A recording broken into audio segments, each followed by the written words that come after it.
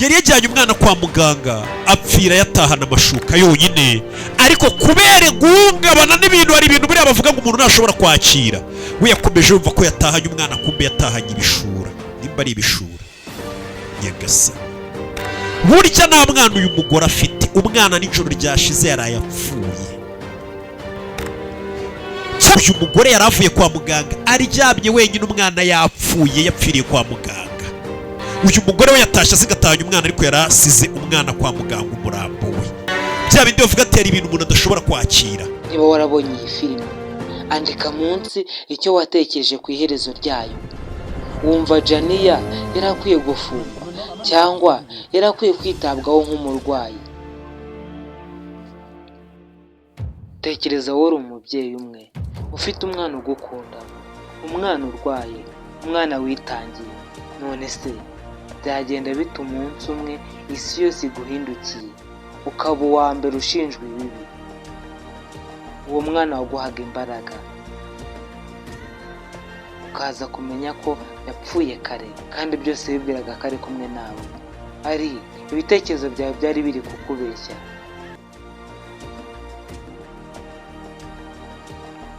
Iyo urebye iyi filimi usanga itari filimi isanzwe. Ni inkuru y'umugore witwa Janiya wahanganye n'isi, ariko byaje kurangira ahindutse nk'umwanzi wa rubanda. Ariko se ninde wamuteye gutakaza ubwenge? Ni iki cyamuhindutsemo icy'isi itigeze itekereza? Uyu munsi tugiye kureba ibintu 5 byatunguye benshi muri iyi filime Straw. Reka nkwibutse ko niba utarayireba, ndaza kugushyira nimero ya WhatsApp uraza kunyandikiraho kugira ngo mbashe kuba naguha ino filime. Icyo ngusaba ni ukubana nanjye mpaka ino video yarangiye. Reka dutangire twirebera bimwe mu bintu 5 byatunguye benshi muri iyi filime. Ikintu cya mbere cyatunguye abantu benshi, umwana wa Ariya yari yarapfuye kare. Icyo twari tuzi nk'umwana uri ku buriri aganira na nyina, arira ajya ku ishuri, ashyira muri CPC, byose byari ibitekerezo bya Janiya. Ariya yitabye Imana nijoro mu bwiherero, ariko Janiya ntiyabyakiriye. Yakomeje kubana n'umwana utagihumeka. Ikintu cya kabiri cyatunguranye, isi yose yaramuhindutse.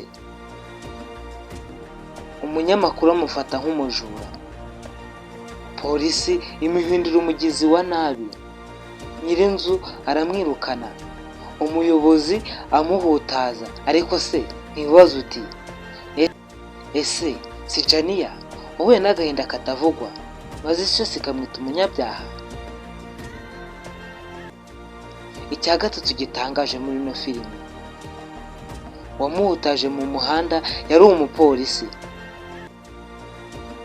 Umugabo yamuteye ikinyobwa amwirukana mu muhanda, akamutwara imodoka, byose kubwo kuba Janiya atari umuntu ugaragara nk'ukwiriye kubahwa. Umupolisi wari ufite umwenda, ariko ntacyo yari atandukanye n'abamucira urubanza. Icya kane,